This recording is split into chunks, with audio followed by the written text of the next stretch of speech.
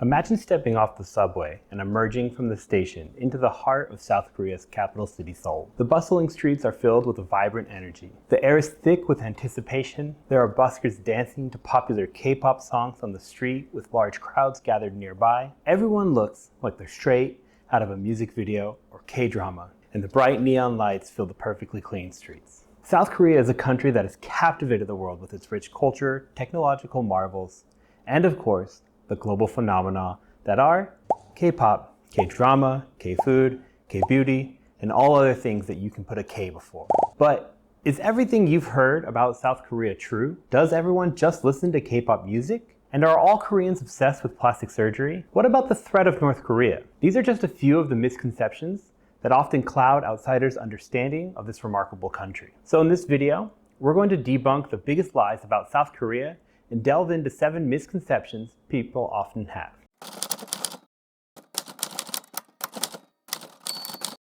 This ubiquitous statement always seems to come up when discussing South Korea. The music in Korea is all Gangnam Style, BTS, Blackpink. You really like that stuff? What are you, some sort of Korea boo? Yes. No, not really. But while K-pop has undoubtedly taken the world by storm, it would be a misconception to assume that it's the only genre of music popular in South Korea. The country boasts a vibrant and diverse music scene, with artists spanning various genres such as hip-hop, rock, indie, ballads, trot, traditional Korean music, and more. From the soulful melodies of ballads to the energetic beats of EDM, South Korea offers a musical experience that caters to a wide range of tastes and preferences.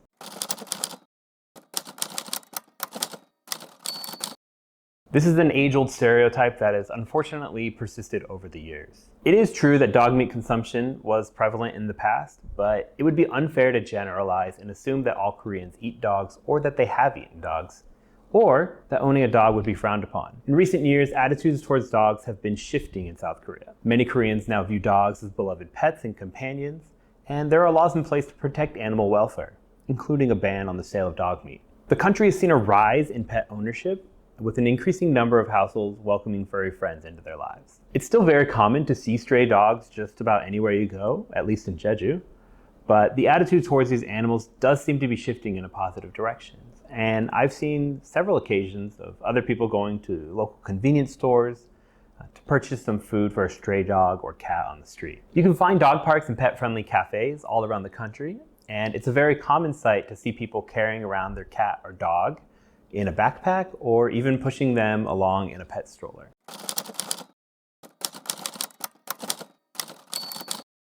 I remember my first time visiting Seoul and emerging from the subway station. I couldn't help but wonder if I'd entered a realm of futuristic marvels. After all, the country is renowned for its technological advancements and tech giants like Samsung and LG. However, it would be a misconception to think that South Korea is a completely futuristic utopia. Yes, it has its fair share of cutting-edge technology, from high-speed internet to state-of-the-art smartphones, but it also cherishes its rich cultural heritage and traditions. The bustling streets of Seoul are adorned with both modern skyscrapers and ancient palaces, creating a harmonious blend of both past and present. South Korea is a country that embraces innovation while preserving its roots. If you wander outside of the large metropolis cities like Seoul or Busan, you'll be greeted by a beautiful countryside scattered with farmland, sprawling mountains, and small towns that are as rich with age as they are charm. When I purchased my first motorcycle 6 months after moving here, I bought it from a dealer in Seoul and rode it clear across the country to the southern port city of Wando in a single day. Because motorcycles are banned on freeways in Korea, I was forced to take smaller highways and country roads. Take me home to the place I belong. Sorry, I couldn't help myself. But it was an eye-opening trip as to just how different the landscape and regions of the country are.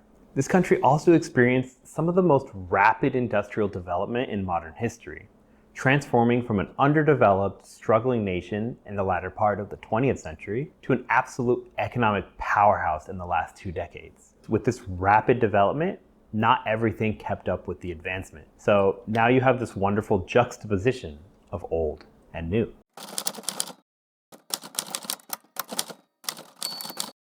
Okay, so this is an assumption I'm guilty of having had before I came, and others back home still assume that teaching in Korea should be a breeze due to the perceived intelligence of Korean children. While it is true that South Korea has high academic standards, it would be unfair to assume that all Korean children are exceptionally gifted or that teaching them is a walk in the park. Like children in any country, Korean students have a range of abilities, learning styles, and interests. They're individuals with unique strengths and weaknesses.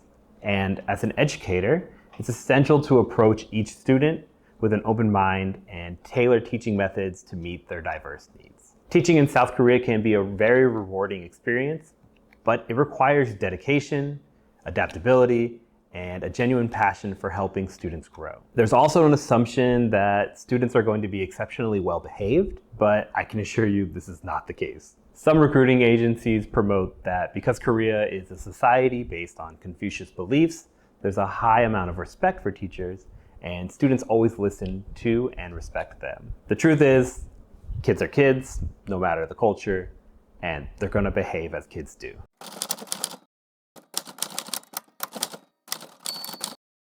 This is one I still see propagated quite often online, especially by tourists and travel vloggers visiting Seoul. With the popularity of Korean dramas, K-pop, and other online personalities, there's a common misconception that everybody in Korea is obsessed with beauty standards and everyone looks amazing all the time. However, it would be a misconception to assume that every person in South Korea is obsessed with altering their appearance. While it is true that South Korea has a booming plastic surgery industry and it's known for its advancements in cosmetics, it's a personal choice and not a universal obsession. Many Koreans embrace their natural beauty and prioritize self-acceptance. It's essential to recognize that beauty standards and personal choices vary among individuals, and the norm here is that most people here just look that normal. These seemingly positive stereotypes are just as dangerous as negative ones. By assuming everyone in the culture is one way, you put down others who don't meet that standard or expectation that you set.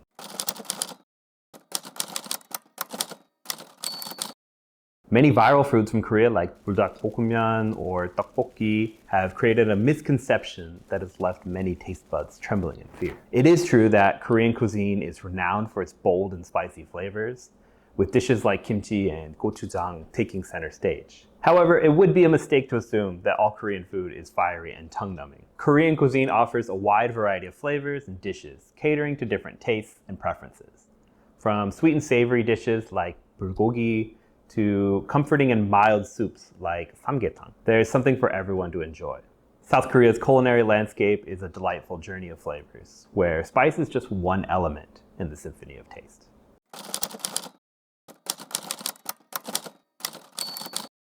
Six years ago, as I prepared to move halfway across the world, many friends and family showed concern that I would be putting my life at risk due to the threat of North Korea. The tensions between North and South Korea are well known, given that they're still technically at war, and it's natural to wonder about the potential risks. However, it would be a misconception to assume that South Korea is unsafe to live in or visit because of North Korea. It's not as though South Koreans live day to day under the constant fear of a missile attack or invasion, so why should I be worrying about it either? The fact of the matter is, the regime in the North wants to keep their power for as long as possible.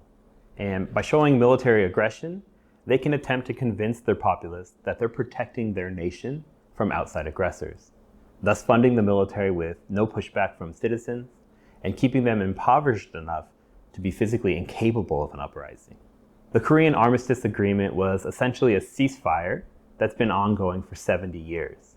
And the hostility and thinly veiled threats from the North's regime are empty, cyclical, and nothing to worry about on a day-to-day basis. So then what is it actually like living in South Korea? And what can you expect if you decide to live here? To find out the stages that many expats go through while living here, check out this video here and subscribe for more.